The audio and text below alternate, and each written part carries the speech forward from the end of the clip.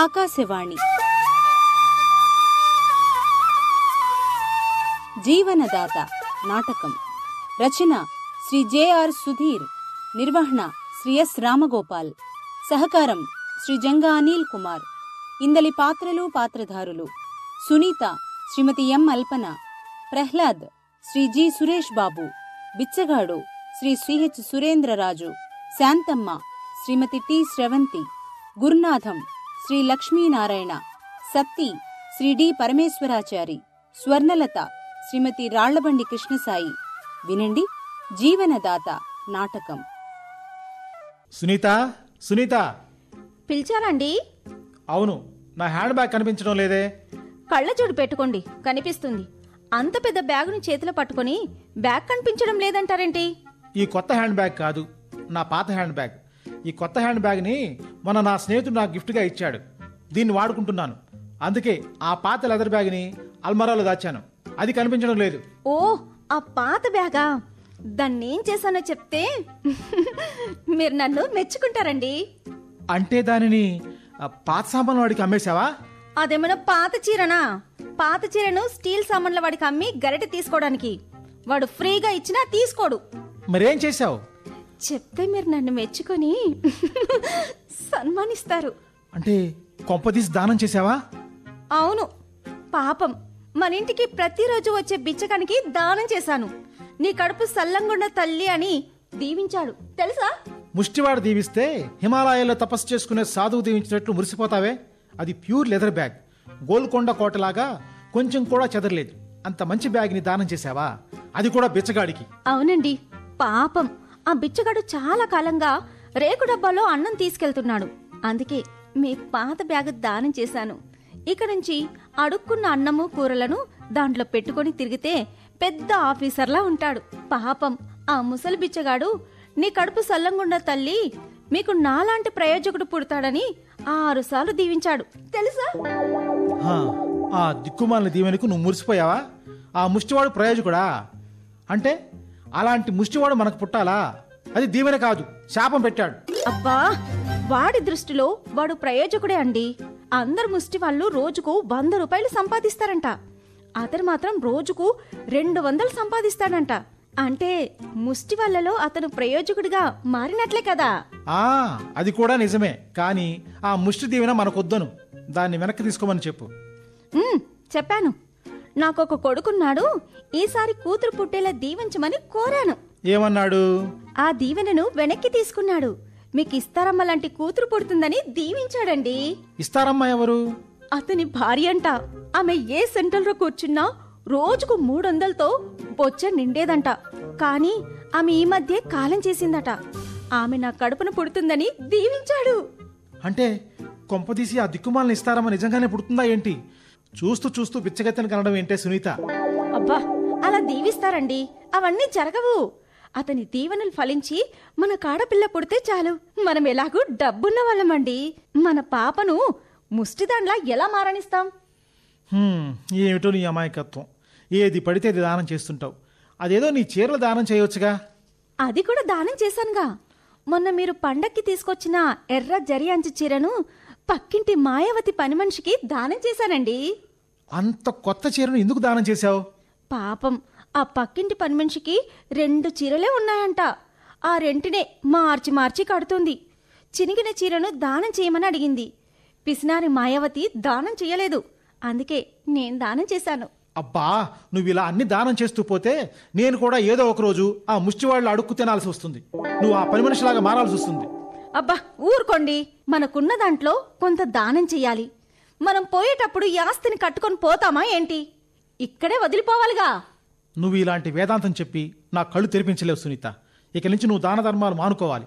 అప్పుడెప్పుడో దానవీర సూర కర్ణ సినిమాలో కర్ణుడు దానాలు చేయడం చూశాను. అది నిర్మాత డబ్బు కాబట్టి కర్ణుడు తెగ దానాలు చేశాడు అనుకున్నాను. కానీ నువ్వు ఆ కర్ణుడికి కజిన్ సిస్టర్లా ఉన్నావు. అలా ఆడకర్ణుడిలా దానాలు చేయకు. నీకు దానాలు రోజు రోజుకు ఎక్కువ అవుతున్నాయి. ఆఫీస్కి వెళ్తున్నాను, వస్తాను. సరే, ఇలాంటి మరో బ్యాగ్ ఉంటే తీసుకొని రండి. ఏ, దాన్ని కూడా దానం చేస్తావా? అవునండి, పక్కింటి పని మనిషి చద్దన్నాన్ని పాత గిన్నెలో తీసుకెళ్తుంది. అదే బ్యాగులో తీసుకెళ్తే ఆమెను ఆఫీసర్ అనుకుంటారుగా. కర్మ కర్మ, నీ దానం తగలయ్యా. ఇక నుంచి ఇలాంటి బ్యాగులు తీసుకొని రానుగాక రాను.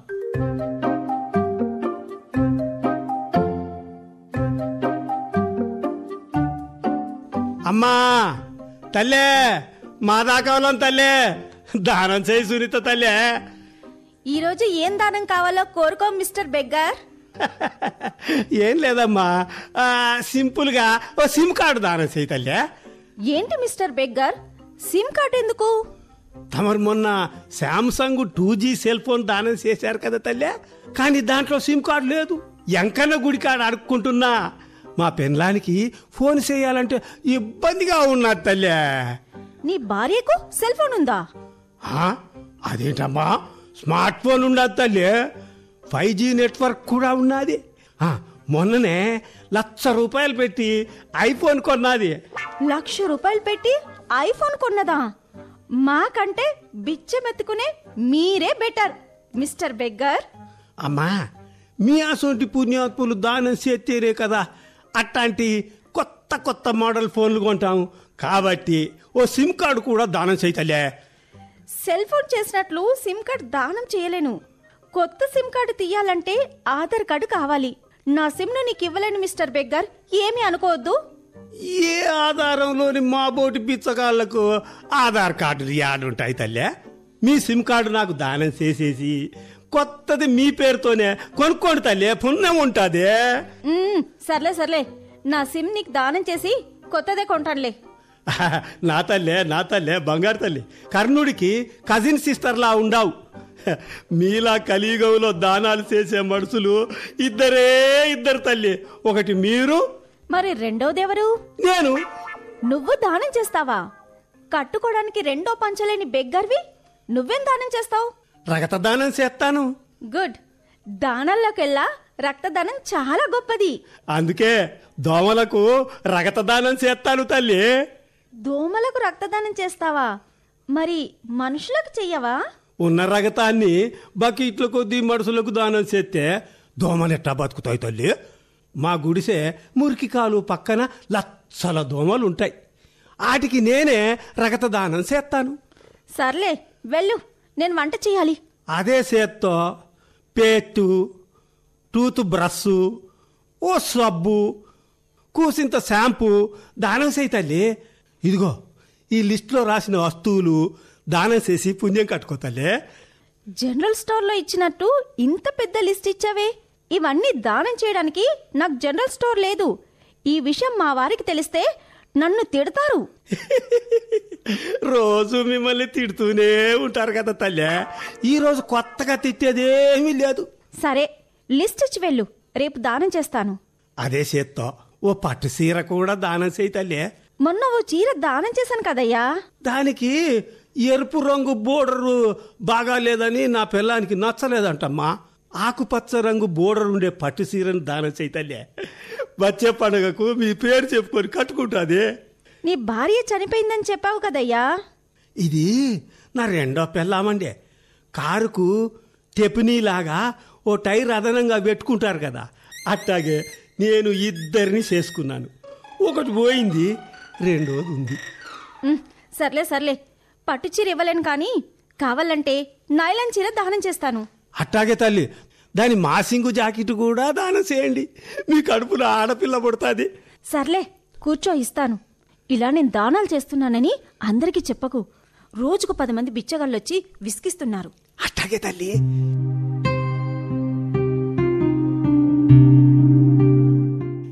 నమస్తే సునీత గారు. నమస్తే. మీరెవరండి? నా పేరు స్వర్ణలత. నేను జీవన్ దాన్ అనే స్వచ్ఛంద సంస్థ ఇన్ఛార్జిని. మీ జీవన్ దాన్ సంస్థ గురించి పేపర్లో గొప్పగా చదివాను. జీవన్ దాన్ అంటే మీరు జీవాలను దానం చేస్తారా? కాదు మేడం, జీవన్ దాన్ అంటే ప్రాణదానం అని అర్థం. ఆహా, అర్థమైంది. రక్తదానం చేసినట్లే ప్రాణాలు కూడా దానం చేస్తారన్నమాట. అంటే ఇప్పుడు నేను నా ప్రాణం మీకు దానం చెయ్యాలా? కాదు సునీత గారు, మేము మనుషుల అవయవాలను తీసుకొని అవసరమున్న పేషెంట్లకు ఉచితంగా ఇస్తాము. మీరు దాన ధర్మాలు చేస్తారని చాలామంది చెప్పారు. అందుకే మీ కళ్ళు దానం చేయాలని కోరడానికి వచ్చాము. ఇంద్రుడిలా నాకు 1000 కళ్ళు లేవు. ఉన్న 2 కళ్ళను దానం చేస్తే నేనెలా బ్రతకాలి మరి? కళ్ళు దానం చేయడం అంటే బతికున్న మనుషుల కళ్ళను పీక్కొని వాళ్లను గుడ్డివాళ్లలాగా మార్చము. మీరు చనిపోయిన తర్వాత ఆ కళ్ళను మేము తీసుకుంటాం. ఆ కళ్ళను గుడ్డివాళ్లకు అమర్చి కంటి చూపు తీసుకొస్తాం సునీత గారు. ఓ అవునా? నేను పోయాక తీసుకుంటే పర్వాలేదు. మనం కన్ను మూసినా మన కళ్ళు మాత్రం కలకాలం లోకాన్ని చూస్తూనే ఉంటాయి. అయితే నేను రెడీ, తీసుకోండి. గుడ్ సునీత గారు, ఇదిగో ఈ ఫామ్ మీద సంతకం చేయండి. ఒక్కటి కాదు, మరో 10 ఫామ్లు ఇవ్వండి. నాతో పాటు మా వారి కళ్ళు, మా అమ్మ కళ్ళు, మా నాన్న కళ్ళు కూడా దానం చేయిస్తాను. చివరికి మా ఇంటికి వచ్చే ముష్టి వాళ్ళ కళ్ళు కూడా దానం చేయిస్తాను. Very good. మీలాంటి దాతలుంటే ఈ ప్రపంచంలో గుడ్డివాళ్లే ఉండరు. ఇందా 10 ఫామ్లు తీసుకోండి. వస్తాను. థ్యాంక్ యూ సునీత గారు.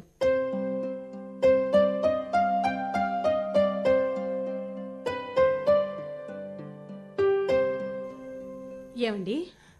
చెప్పండి శాంతమ్మ గారు. ఎందుకంత వ్యంగ్యంగా మాట్లాడతారు? ఆ, మన అమ్మాయి సునీత నీళ్లు పోసుకుందండి. వెన్నీళ్ళా సన్నీళ్ళా? గోరువెచ్చని నీళ్లు. అబ్బా, మరి ఆ విషయం నాకు చెప్పాలా? మన అమ్మాయి ప్రతిరోజు గోరువెచ్చని నీళ్ళతో నీళ్లు పోసుకుంటుంది కదా. అబ్బా, ఆ నీళ్లు కాదండి. ఆ, అమ్మాయికి కడుపు వచ్చింది. కొవ్వు పదార్థాలు తింటే ఎవరికైనా కడుపు వస్తుంది. నేను కొవ్వు పదార్థాలు బాగా తింటాను కాబట్టి నాకు కూడా కడుపు వచ్చింది. నీకు ఎన్నో నెలలో అని నా స్నేహితులు వెక్కిరిస్తున్నారు. కాబట్టి అమ్మాయిని కొవ్వు పదార్థాలు తినడం తగ్గించమని చెప్పు. కడుపు దానికి అదే తగ్గిపోతుంది. అబ్బబ్బబ్బబ్బా, ఆ కడుపు కాదయ్యా మగడా. నేను నీ మొగుణ్ణే అని గుర్తు చేస్తున్నావేంటే శాంతమ్మ? అది కాదయ్యా మగడా. అమ్మాయి నీళ్లు పోసుకుంది అంటే చన్నీళ్ళా వేణీళ్ళా అంటారు. కడుపు వచ్చింది అని చెబితే కొవ్వు పదార్థాలు తిన్నదంటారు. ఇక నీకు ఎలా చెప్పేది? చెప్పేది సూటిగా చెప్పవే, ఇలా డొంకదేవుడు వద్దు. సరే, అమ్మాయి గర్భవతి అయ్యింది. అమ్మాయికి గర్భం వచ్చింది. ఇప్పుడు 4వ నెలతో ఉంది. ప్రెగ్నెంట్ అండి. ఇగో ఇలా అచ్చమైన తెలుగులో చెబితే అర్థమవుతుంది. ఇంత చక్కగా తెలుగు భాషను వాడకుండా డొంకదేవుడు భాష ఎందుకే? అమ్మాయి నీళ్లు పోసుకుంది, అమ్మాయి కడుపు వచ్చింది అని ఇండైరెక్ట్ గా చెప్పడం దేనికి? సరే సరే కాని అమ్మాయి పురుడు పోసుకోవడానికి ఎల్లుండి మన ఇంటికి నంద్యాల వస్తుందండి. 4వ నెలకే మన ఇంటి రావడం ఎందుకే? 9వ నెలకు రమ్మని చెప్పు. అమ్మాయికి కానుపు చేసి ఓ 6 నెలలు తల్లిని పిల్లను మన ఇంట్లోనే పెట్టుకుని బారసాల చేసి పంపుదాం. తొలి కానుపులో అబ్బాయి పుడితే అలాగే పురుడు పోసి పంపాం కదా. ఈసారి 2వ కానుపు కూడా అలాగే చేద్దాం. నేను కూడా అలాగే చెప్పాను. కాని మన అల్లుడు ప్రహ్లాదు ఒప్పుకోవట్లేదండి. వెంటనే పుట్టింటికి పంపుతానని మొండికేస్తున్నాడు. ఎందుకు? అమ్మాయి చేసే దాన ధర్మాల తాటికి అల్లుడు తట్టుకోలేకపోతున్నాడా ఏంది? అవునేమో. పిసినారి పెళ్లాంతో ఏ భర్తైనా వేగుతాడు. అవును, కానీ దాన ధర్మాలు చేసే పెళ్లాంతో ఏ భర్త కూడా వేగలేడండి. నిజమే. అంటే మన అమ్మాయి ఇంకా దాన ధర్మాలు చేయడం మానలేదా? మానలేదు. పైగా ఓ ముష్టివాడు బిడ్డ పుడుతుందని దీవించాడంట. అంతే, ఆ ముష్టివాడు అడిగింది దానం చేస్తోందంట. వాము, ఇంతకు ముష్టివాడు ఏం దానం చేసిందే? మొన్న పండక్కి అల్లుడికి మనం పంపిన కొత్త బట్టలు ముష్టివాడికి దానం చేసిందంటండి. అయ్యయ్యో, అందులో వింతే ఉంది. మన అమ్మాయికి బుద్ధి చిన్నప్పటి నుంచి ఉందిగా. చిన్నప్పుడు పెన్నులు పెన్సిల్ దానం చేసేది. అవునండి. చిన్నపిల్ల కదా, పెరిగాక డబ్బు వేలో తెలుసుకుంటుందని అనుకున్నాం. దానవీర సూరకర్ణ సినిమాలో కర్ణుడి పాత్ర అమ్మాయికి బాగా వంటబట్టింది. అందుకే చిన్నప్పటి నుంచి దాన ధర్మాలకు అలవాటు పడింది. నేను పరమ పిసినారిగా దాచినదంతా నా సుపుత్రిక దానాలు చేసి ఆస్తినంతా హారతి కర్పూరంలా ఒడి చేసిందిగా. ఆ బాధ తప్పించుకోవడానికి వెంటనే పెళ్లి చేసి అత్తగారింటికి పంపాను. పాపం నా కష్టాలను ఇప్పుడు అల్లుడు అనుభవిస్తున్నాడు. ఇంతకీ అమ్మాయి ఈసారి ఏ దానం చేసిందంట? అల్లుడు గారి బైక్ ని ముష్టివాడికి దానం చేసిందంటండి. ఆ బైక్ మీద కూర్చొని దర్జాగా ముష్టెత్తుకోమని చెప్పిందంట. అప్పుడు అల్లుడు ఏం చేశాడు? ఇంకేం చేస్తాడు, ఆ ముష్టివాడిని తన్ని తన బైక్ ని లాక్కున్నాడు. మంచి పని చేశాడు. బైక్ వచ్చేసిందిగా, ఈ గొడవేంటి? అమ్మాయి అల్లుడు ఉంటున్న అద్దె కొంపను కూడా ఎవడికో దానం చేసిందంటండి. అయ్యో, అప్పుడు అల్లుడు రంకెలేశాడా? అల్లుడెందుకు రంకెలేస్తాడు? ఇంటి ఓనర్ వచ్చి రంకెలేశాడు. వెంటనే ఇల్లు ఖాళీ చేయమని అల్టిమేటం జారీ చేశాడంట. అమ్మాయికి అద్దె కొంపను ఆక్రమిస్తే సంతోషించేవాడిని, కానీ అద్దె కొంపను ఎవడికో దానం చేస్తే నేను ఎలా సంతోషించనే? అమ్మాయి చేదస్తం రోజు రోజుకి మరీ ఎక్కువైపోతుంది. అందుకే మరి అల్లుడు గారు ఆ అమ్మాయిని వెంటనే మన ఇంటికి పంపుతానని చిందులేస్తున్నాడు. వాంబు, మన అమ్మాయితో మనం ఏగలేకనే అతనికి అంటగట్టాం. ఇప్పుడు మళ్ళీ మన నెత్తిన వేసుకోవడం ఎందుకే? మనం రేపటి నుంచి హరిద్వారు కేదార్నాథ్ చూసేందుకు తీర్థయాత్రకు వెళుతున్నామని అబద్ధం చెప్పు. 3 నెలల దాకా తిరిగి రావని చెప్పు. మనమ్మాయి మన ఇంటికి వస్తే తప్పేంటండి? ఇంట్లో ఉండేది మన ముగ్గురివేనే, కానీ అమ్మాయికి 4 వంట చేస్తుంది. ఆ ఎక్స్ట్రా వంట ఎవరికి తల్లి అని అడిగితే రోజు మన ఇంటికి వచ్చే బిచ్చగాడికని చెప్పేది. మిగిలిపోయిన సద్దన్నాన్ని దానం చేయడం గురించి విన్నాను, కానీ ఇలా ముష్టివాడు కోసం కూడా వండి దానం చేసే క్యారెక్టర్ని మొదటిసారి నా కూతుర్లో చూస్తున్నాను. కాబట్టి అమ్మాయి 9వ నెలలోనే మన ఇంటికి రావాలని నువ్వు కటుగా చెప్పు, లేదా నేను చెప్పాల్సి ఉంటుంది. నువ్వు వద్దులే, నేనే ఏదో కుంటి సాకు చెప్తాను గాని. అది బాగుంది.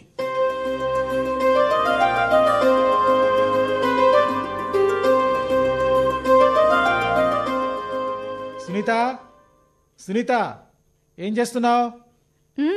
నువ్వు తెచ్చిన దారంతో చిన్న స్వెటర్ అల్లుతున్నానండి. అంత చిన్న స్వెటర్ నాకెలా సరిపోతుంది? అబ్బబ్బా, నీ కోసం కాదు మహాశయ, మనకు పుట్టబోతున్న పాప కోసం. ఓహో, నీకు 6 నెలలు కదూ, ఇంకా పుట్టని బిడ్డ కోసం స్వెటర్ అల్లడం మొదలుపెట్టావు. నేను పుట్టి 25 ఏళ్ళు, నిన్ను కట్టుకొని 6 ఏళ్ళు. నాకు చిన్న టోపీ కుట్టమంటే కుట్టావా? కుట్టాను కదండి, దాంతోపాటు మీ సైజ్ స్వెటర్ కుట్టాను కదా. కుడితే ఏం ప్రయోజనం? నేను దానిని వేసుకున్నానో లేదో, ఎవరో ముసలోడు రోడ్డు మీద చలికి వణికిపోతుంటే దాన్ని లాక్కుని వాడికి దానం చేశావుగా. అవును, ఇంట్లో దారం ఉంది కాబట్టి మరొకటి కుట్టాలని దానం చేశాను. కొత్తది కుడతానులేండి. వద్దులే, కుట్టినా దారిలో కనిపించే పేదవాళ్ళకు మళ్ళీ దానం చేస్తావు. మొన్నటికి మొన్న నా కొత్త షూస్ పని మనిషి దానం చేశావు. అబ్బాబ్బాబ్బా, ఏంటండి, నేను దానం చేశానని ఎందుకు బాధపడతారు? ఆ షూస్ గుడిలో పోయాయని సంతోషపడచ్చుగా. అలాగేలే సునీత. ఇంతకీ పురుడు పోసుకోవడానికి మీ పుట్టింటికి ఎప్పుడు వెళ్తున్నావు? మా అమ్మ నాన్న హరిద్వార్, కేదార్నాథ్, ఋషికేశ్ ఇవన్నీ చూడ్డానికి వెళ్ళారండి. ఇంకా నంద్యాలకు తిరిగి రాలేదు. వాళ్ళు కూడా అబద్ధాలు చెప్పడం మొదలుపెట్టారన్నమాట. అబద్ధాలు చెప్పాల్సిన కర్మ మా వాళ్ళకేం పట్టలేదు. అయినా ఎందుకు అబద్ధాలు చెప్తారు? నువ్వు మీ పుట్టింటికి వెళితే దాన ధర్మాలు చేసి ఆ ఇల్లును కూడా డొల్ల చేస్తావని వాళ్ళ భయం. అందుకే సరిగ్గా కాన్పు జరిగే 9వ నెలకు పిలిపిస్తారు. నీ మొదటి కాన్పులో కూడా 9వ నెలకి పిలిపించి కాన్పు చేసి పంపారుగా, ఇప్పుడు కూడా అంతే. అదేం కాదు, పోయినసారి మా వాళ్ళు బంతి భోజనాల కోసం అడవిలోకి వెళ్ళారు. అలా వెళ్ళిన వాళ్ళు 1-2 రోజుల్లో అడవి నుంచి తిరిగి వస్తారు. అడవి మనుషుల్లాగా 6 నెలలు అడవిలో ఉండరు. అది నీకు అర్థం కాదు. నేను అర్థం చేసుకొని బాధపడతాను. సర్లేండి, 9 నెలల వరకు నేను మన ఇంట్లోనే ఉంటాను. సరే సరే, ఈరోజు శుక్రవారం కదా. నా అభిమాన హీరో దోలగుంట దయాకర్ కొత్త సినిమా ఇంట్లో కుక్క వీధిలో నక్క విడుదలైంది. మొదటి షోకి వెళ్దాం. అవునా?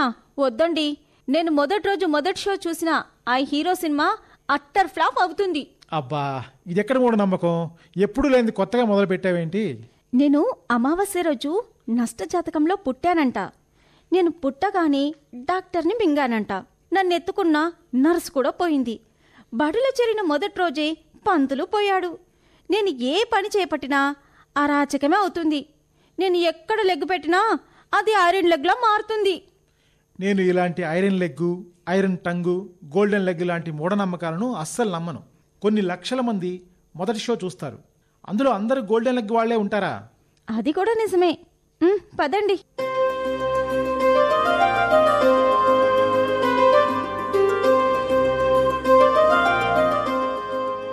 ఓ సునీత వదినా, ప్రహ్లాదన్న, ఇద్దరు సిల్కా గోరింకల్లాక యాడిగిపోతుండ్రు.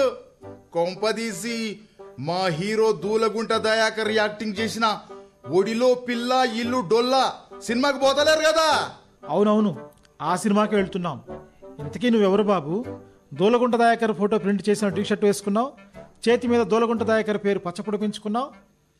నేనెవరో సునీత వదిన కెరికనే. నా పేరు Satti. Dulagunta Dayakar all India fans association కి నేను ప్రెసిడెంట్ని. ఈ టెంట్ కింద కూర్చున్న పోరగాండ్లు కూడా అతని ఫ్యాన్స్. అవునవును, 100 మంది కుర్రాళ్ళని వెంటేసుకుని మా ఇంటి ముందు టెంట్ వేసుకుని కూర్చున్నారు. అందరూ ఆ సినిమా చూడాలని డిమాండ్ చేస్తూ ధర్నా చేస్తున్నారా ఏంటి? కాదు, మా వదినమ్మ సునీత గారు మా హీరో సినిమాను మొదటి షో చూడకుండా ఆపాలని ధర్నా చేస్తున్నామన్నా. ఎందుకు? ఎందుకేందన్నా? మా హీరో 100వ సినిమా గుడిలో గంట బడిలో మంట. ఆమె మొదటి షో సినిమా చూసింది, అంతే. ఆ సినిమా డిజాస్టర్ ఫ్లాప్ అయింది. అవును. కానీ దానికి నా భార్య కారణమా? అసలు ఆ సినిమా టైటిల్ ఏంటయ్యా? గుడిలో గంట బడిలో మంట అంటే అర్థం ఉందా అసలు? అయినా హీరో దూలగుంట దయాకర్ 72 ఏళ్ల ముసలోడు. అతనికి 4 పడుచు హీరోయిన్లా. ఆ ముసలోడు 660 మందిని కొట్టినట్టు ఫైట్ తీస్తారా? వాడు తాడేసి ఎగిరే విమానాన్ని ఆపి ప్రయాణికులను కాపాడుతాడా? సినిమా చెత్తగా ఉంది కాబట్టి ఆ సినిమా అట్టర్ ఫ్లాప్ అయింది. అదేం కాదు, అది చాలా న్యాచురల్ సినిమా.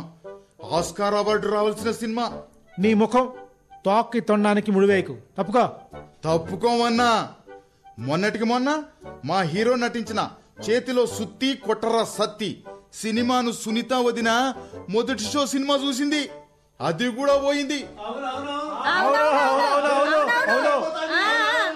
వాక ఏం చేస్తుంది సత్తి? ఏమిటా చెత్త టైటిల్? చేతిలో సుత్తి కొట్రా సత్తి అనేది కూడా ఒక టైటిలా? వెరైటీ టైటిల్ అన్నా. నీ ముఖం. ముందు ఆ ముసలి హీరోని తాత వేషాలు వేసుకోమని చెప్పు. అయినా నేను కూడా దూలగుంట దయాకర్కి చిన్నప్పటి నుంచి ఫ్యాన్ని. మన ఫ్యామిలీతో సినిమాకి వెళితేనే కలెక్షన్లు పెరుగుతాయి. అందుకే నా భార్యను తీసుకెళ్తున్నాను. మీరు కూడా సినిమాకు మాతో పాటు పదండి. మీ అభిమాన హీరో దూలగుంట దయాకర్ సినిమా ఫస్ట్ షోకి వెళ్ళి థియేటర్లో చిత్తు కాగితాలు వేసి కుప్పిగంతులు వేసి హిట్ చేయాలి. కావాలంటే నేను టికెట్లు దానం చేస్తాను. వద్దు తల్లి, నువ్వు మొదటి షో చూడకపోతే అదే హిట్ అవుతుంది. నువ్వు సినిమా హాల్లో నీ ఐరన్ లెగ్ పెట్టి మా హీరో సినిమాను ఆగమాగం చేయకుండ్రి. మా హీరో బతుకుని బస్ స్టాండ్ చేయకు తల్లి. కావాలంటే ఓ వారం తర్వాత ఆ సినిమాకు చూడుండ్రి, మేమే మీకు టికెట్లు దానం చేస్తాం. అంటే నా భార్య ఆ సినిమా చూడనంత మాత్రాన ఆ సినిమా హిట్ అవుతుందా? అవునన్నా, ఆ సినిమా హిట్ అయితే నా సైకిల్ అమ్మి వదినకు వెండి పట్ట గొలుసులు చేయిస్తా. ఆమె సినిమాకు పోవద్దన్నా. వెళితే ఏం చేస్తారయ్యా? మా పెయ్యి మీద కిరోసిన్ పోసుకొని కుతుకుసి చేసుకుంటాం. మా హీరో కోసం రక్తమే ఇస్తాం. ఇక ప్యానమో లెక్క. ఏమండి, వీళ్ళు కరడు కట్టిన ఫ్యాన్స్ అండి. వారం తర్వాత మనం సినిమాకి వెళ్దాంలేండి. అన్న ఒక్కడే సినిమాకి పోతే మంచిదే. నువ్వే పోవద్దు వదినా, నువ్వు ఇంట్లో ఉండు. నువ్వు దొంగ సాడిన పోకుండా మేం కావాలంటాం. సర్లే, నేను ఒక్కడే సినిమాకి వెళ్ళలేను కానీ ఇంట్లో టీవీలో ఏదో ఒక సినిమా చూసుకుంటాం.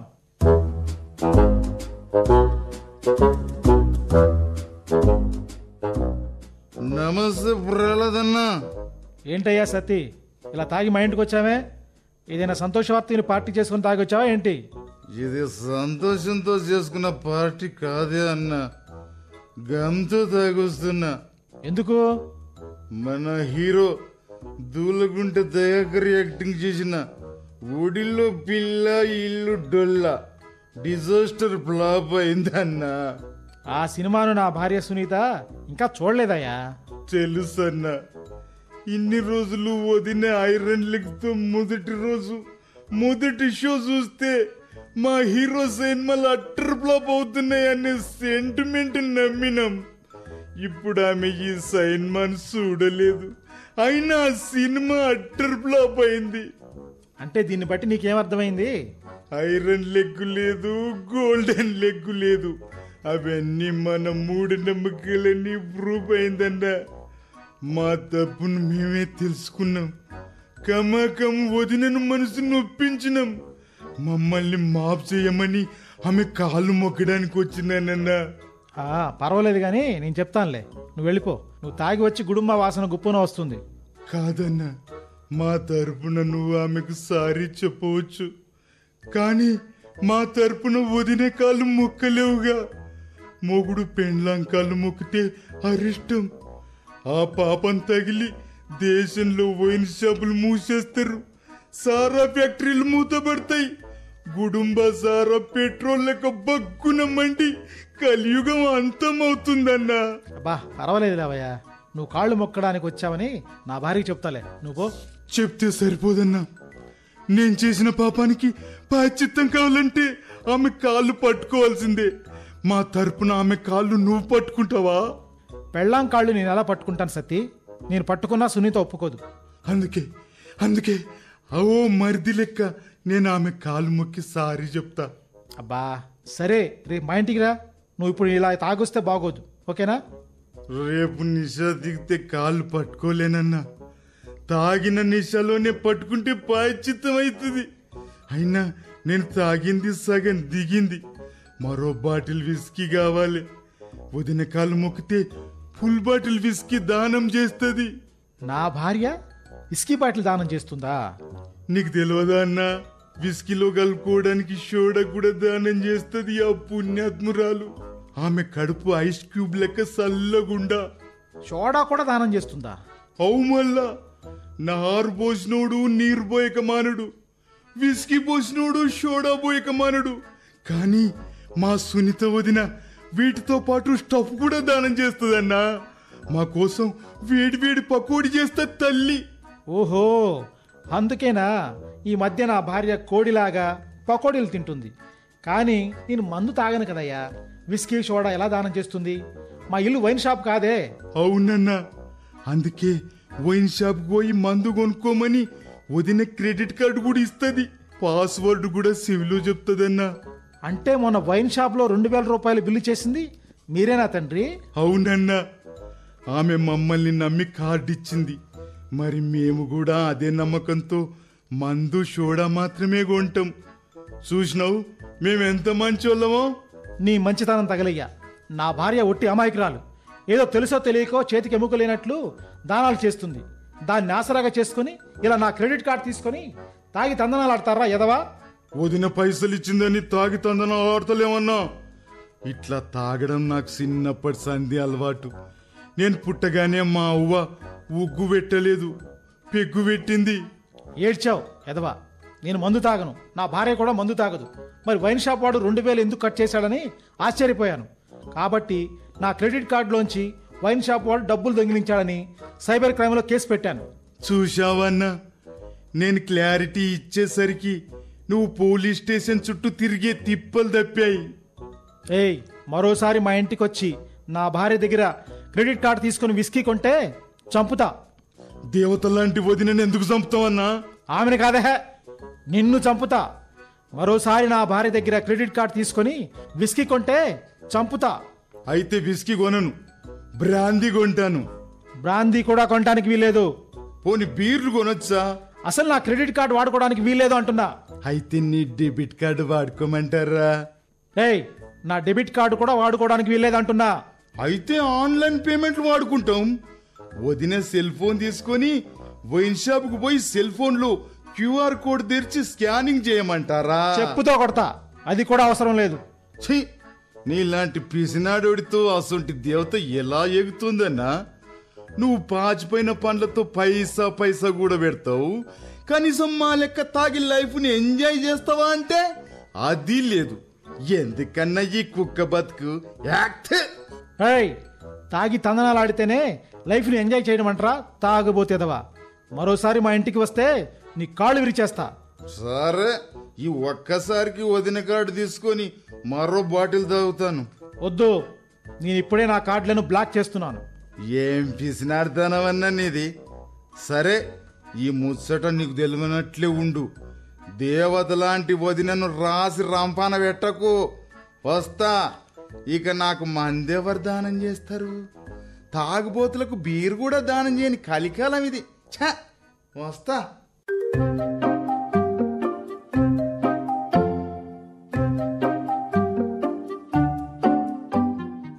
ఏమండి, మీరు నా క్రెడిట్ కార్డ్ని డెబిట్ కార్డ్ని బ్లాక్ చేశారెందుకు? చైనా తన హద్దులు దాటి మన దేశంలో జొరబడుతుంది. నువ్వు కూడా నీ దాన ధర్మాల హద్దులు దాటి చివరికి తాగుబోతులకు కూడా మందు దానం చేస్తున్నావు కాబట్టి నేనే బ్లాక్ చేశాను.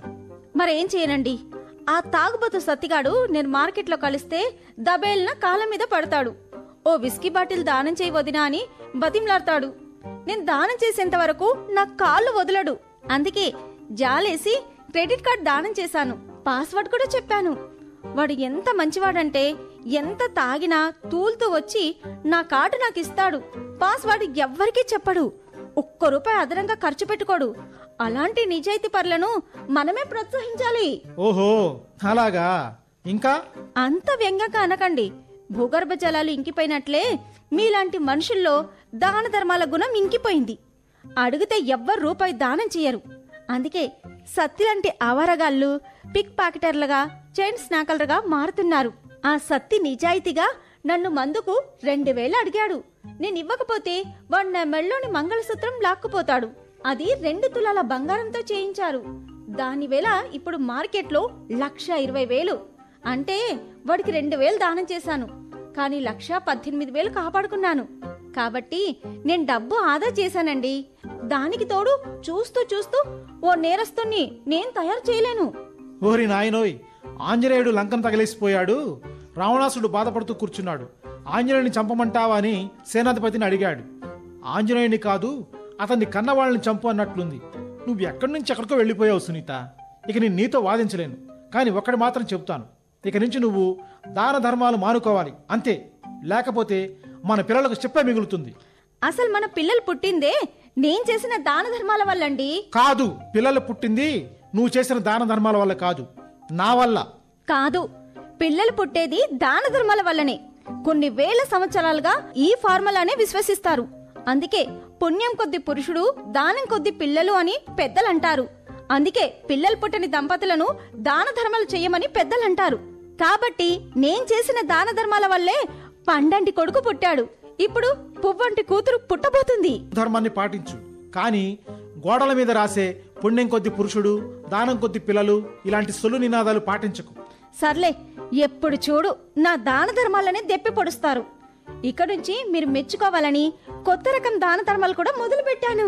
ప్రభుత్వంలాగా నువ్వెన్ని పథకాలను ప్రవేశపెట్టినా దాని వల్ల మనకు నష్టమే మిగులుతుంది, లాభం మాత్రం రాదు.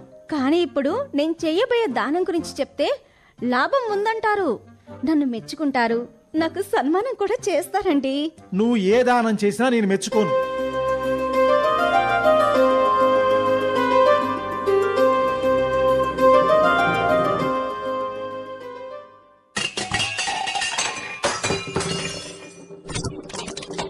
అయ్యయ్యో, ఇదేంటండి? మన ఇంటి గెరిటలు గిన్నెలు నేలకేసి కసిగా కొడుతున్నారు, పారిపోతాయండి. నాకు ఒళ్ళు మండి కొడుతున్నానులే సునీత. అసలు ఏం జరిగిందండి? అంత కోపంతో ఉన్నారు? కోపం రాక సంతోషించాలా? 6 నెలలు కడుపుతో ఉన్నావని నేనే ఆడంగిలా ఇంటి పనులు వంట పనులు చేస్తున్నాను. దాన్ని అలసిగా చేసుకుని పక్కింటి మాయావతి ఇంట్లో కూడా ఇలాంటి దిక్కుమాల పనులు చేయిస్తావా? అలా చిందులేస్తున్నారేంటండి? నిన్న మీరు సంతోషంగా ఒప్పుకొని ఆమె ఇంటికి వెళ్లారుగా. 2 గంటల పాటు ఆమె ఇంట్లో అన్ని పనులు చేశారుగా. నువ్వు నన్ను దానం చేసింది పని మనిషి అని నాకేం తెలుసు? మరి మిమ్మల్ని దేనికి దానం చేశానని అనుకున్నారు?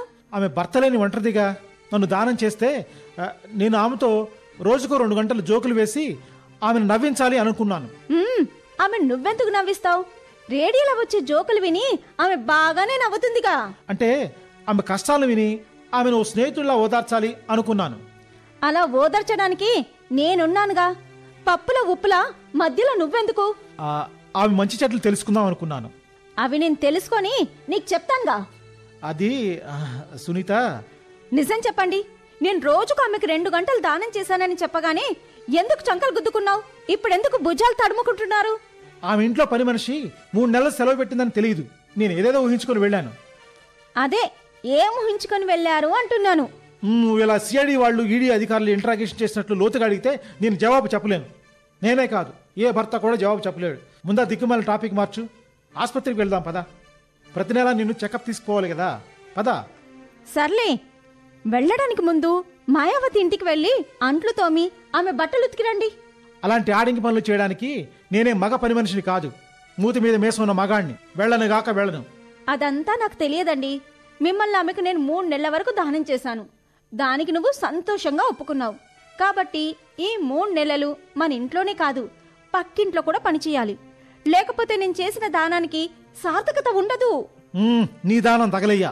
కట్టుకున్న మొగుడి చేత పక్కింటి వాళ్ళ అంట్లతో మించే భార్యను తొలిసారి నిన్నే చూస్తున్నానే. చంకలు గుద్దుకుంటూ ఒప్పుకున్నందుకు ఇక చంకలు వాచేలా పని చేయక తప్పుతుందా? చేస్తాను. ముందు మనం ఆసుపత్రికి వెళ్దాం పదా. అలా అన్నారు, బాగుంది, పదండి.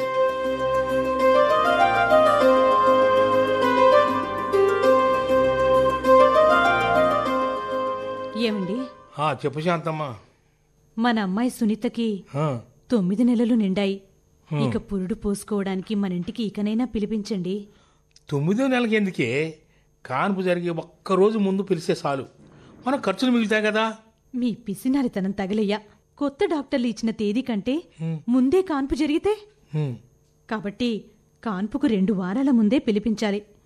ఇప్పటికే మనం చాలా ఆలస్యం చేశాము. ఆ, అలాగే అమ్మాయి వచ్చి రాగానే మంచం మీద పడుకుంటుంది కాబట్టి గడప దాటి దాన ధర్మాలు చేయలేదు. సరే సరే, ఇక పిలుస్తాను. అలాగేనండి.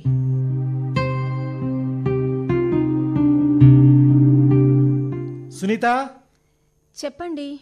పురుడు పోసుకోవడానికి నేను ఇంటికి రమ్మని మామగారు ఫోన్ చేశారుగా. నువ్వు మీ పుట్టింటికి బయలుదేరు. బట్టలు సర్దుకున్నావా? ఎప్పుడూ సర్దుకున్నానండి. నేను ముందు ఆసుపత్రిలో చూపించి ఇంటికి తీసుకొస్తాను. సాయంత్రం మీ నంద్యాలకు బయలుదేరు. నా బైక్ ఎక్కు. బైక్ ఎందుకండి, ఆటోలో వెళ్దాం. ఆటో వాడు చాలా ర్యాష్గా నడుపుతాడు. అసలే నువ్వు 9 నెలల నిండు చూలాలతో ఉన్నావు. వద్దు, అందుకే నిన్ను బైక్ మీద జాగ్రత్తగా తీసుకెళ్తాను. రా, నా బైక్ ఎక్కు. అలాగేనండి. అబ్బా, కాస్త మెల్లిగా బైక్ నడపండి. ట్రాఫిక్ మరీ దారుణంగా ఉంది. ఇంతకు మించి మెల్లిగా బైక్ నడపలేను సునీత. కొంపలు మునిగినట్లు ఆటో వాళ్ళు ఇంత వేగంగా వాహనాలు ఎందుకు నడుపుతారో? కాస్త నెమ్మదిగా పోవచ్చుగా. అందుకే రోజు ఎన్నో యాక్సిడెంట్లు జరుగుతున్నాయి. ఆ ఆటో వాడు రాంగ్ రోడ్ లో దూసుకొస్తున్నాడు. జాగ్రత్త జాగ్రత్త అండి.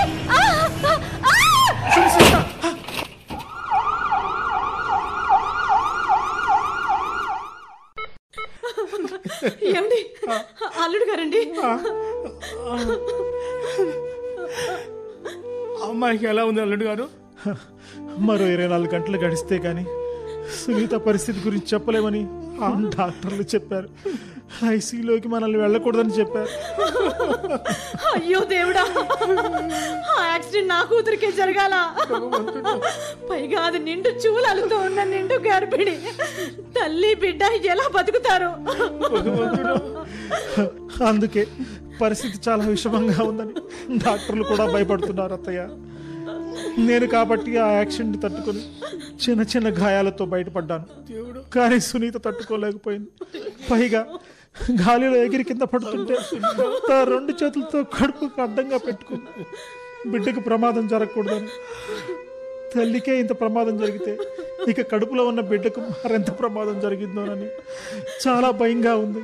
అయ్యో నా తల రాత. ఉన్న ఒక్కగానొక్క కూతురికి 2వ కనుపు చేయాలని అనుకున్నాను.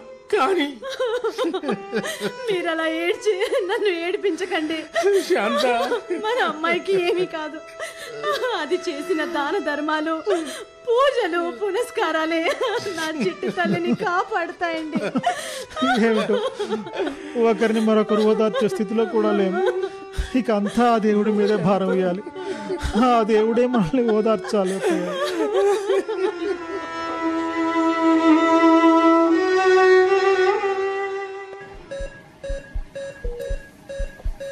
సునీత, సునీత, నువ్వు ఇంత సీరియస్గా ఉండి నన్ను ఎందుకు పిలిపించావు? నిన్ను కడసారిగా చూడాలనిపించిందండి. ఏమిటా పాడు మాటలు సునీత? నీకేం కాదు.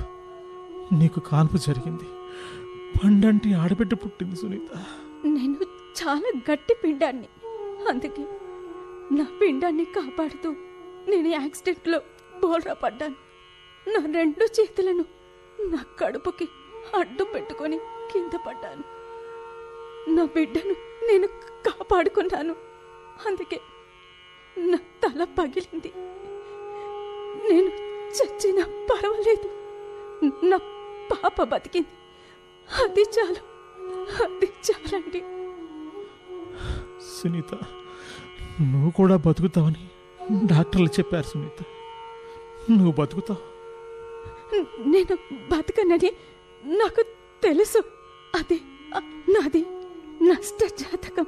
నా దురదృష్టం నాకంటే 1 అడుగు ముందే ఉంటుంది.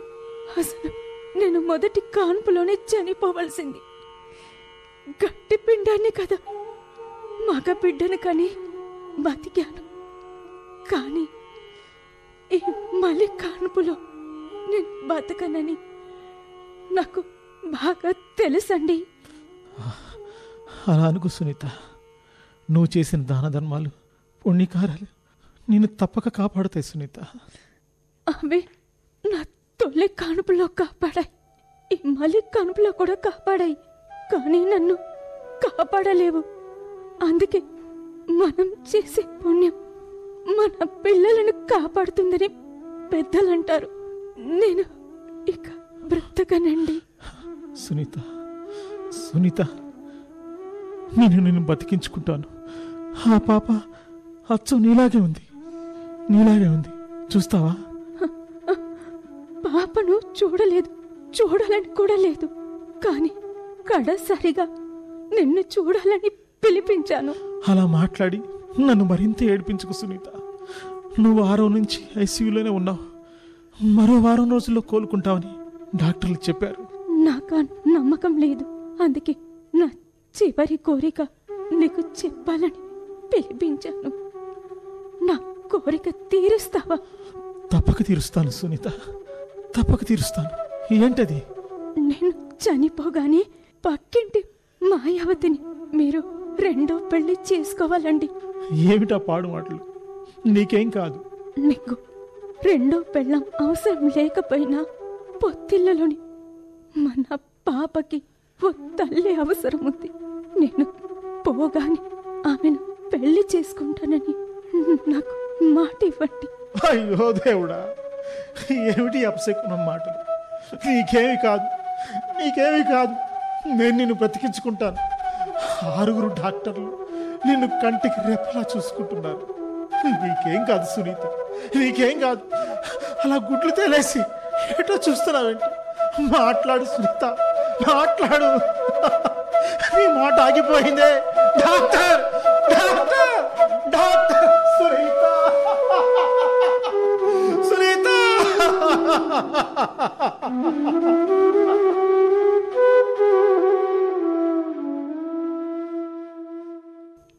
అయ్యో నా తలరాత. సునీతలో 1 వారం రోజులుగా చలనం లేదు. నా సునీత జీవన్మృతురాలయ్యింది. అంటే బ్రెయిన్ డెడ్ అయిందని చెప్పారు. డాక్టర్లు చేతులు ఎత్తేశారు. నేనేం చెయ్యను రో దేవుడా. నా చిట్టి తల్లి తన బిడ్డను బ్రతికించుకుంది, కానీ తనను తాను బలి చేసుకుంది. నా బిడ్డ పుట్టుకతోనే నిస్వార్థపరురాలు. ఎప్పుడూ తన గురించి ఆలోచించేది కాదు. సునీత భర్త ప్రహ్లాద్ గారు మీరేనా? అవును మేడం, ఆ దౌర్భాగ్యుణ్ణి నేనే. నా పేరు స్వర్ణలత.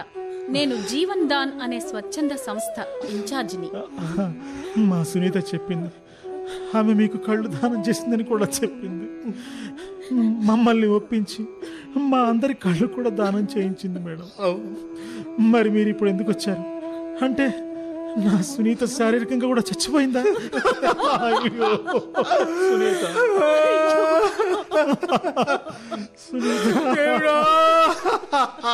సునీత ఇంకా చనిపోలేదు, కానీ మెడికల్గా చనిపోయినట్లే. ఆమె చనిపోయేలోగా ఆమె అవయవాలను దానం చేయండి. ఆమె చనిపోయినా మరో మనిషి రూపంలో బతికుంటుంది. మరికొందరికి ప్రాణం పోస్తుంది. అంటే ఇప్పుడు నా సునీత కళ్ళు తీసుకుంటారా? అవును, మీరు అనుమతిస్తే ఆమె కాలేయం, 2 కిడ్నీలు కూడా దానంగా తీసుకుంటాము. వాటి అవసరం చాలా మంది పేషెంట్లకు ఉంది. ప్రాణాపాయ స్థితిలో ఉన్న ఓ పేషెంట్కి ఆమె కాలేయం వెంటనే అమర్చి బతికిస్తాం. సునీత గారి 2 కిడ్నీలతో 2 బతికిస్తాము. ఆమె కళ్లతో ఎందరికో కంటి వెలుగు వస్తుంది. దీనికి మీరు, మీ కుటుంబ సభ్యులు అనుమతించాలి. అలాగే డాక్టర్, అలాగే. నా సునీత అవయవాలను నేను దానం చేస్తాను. నా తృప్తి కోసం కాదు, నా సునీత తృప్తి కోసం. ఆమె బతికుండగా రోజు దాన ధర్మాలు చేసేది. కలియుగ కర్ణుడిగా పేరు పొందింది. చివరికి తన అవయవాలను కూడా దానం చేయడానికి 27 ఏళ్ల వయసులో చనిపోయిందేమో. ఆ పేపర్ల మీద నేను సంతకం పెడతాను. ఇలా ఇవ్వండి మేడం, ఇదిగోండి. ఇలా ఇవ్వండి. ఓకే, ఇదిగోండి. అమ్మా, నేను కూడా ఒప్పుకుంటున్నాను. ఎందుకంటే నా కూతురు శరీరాన్ని కట్టెలో పెట్టి కాల్చితే ఆత్మశాంతి ఉంటుంది. దాని శరీరాన్ని నలుగురు దానం చేస్తేనే దాని ఆత్మకు శాంతిస్తుంది. అవునండి, అవును. నేను కూడా సంతకం చేస్తాను. ఎందుకంటే నా సునీత కొక్కదానికే నేను ప్రాణం పోసాను. కానీ నా చిట్టి తల్లి నలుగురికి ప్రాణం పోయాలి. వాళ్ళలోనైనా నా చిట్టి తల్లి నిండు నూరేళ్ళు బ్రతకాలి. సునీత సునీత అమ్మా.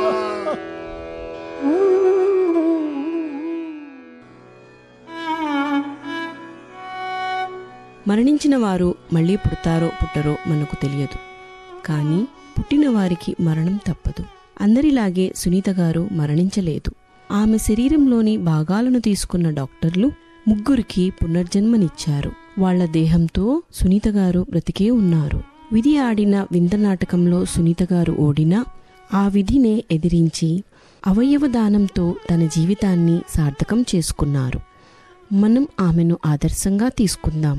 మనం కూడా అవయవాలను దానం చేసి కలకాలం మరొకరిలో జీవిద్దాం. ఇదే జీవిత అర్థం, పరమార్థం కూడా.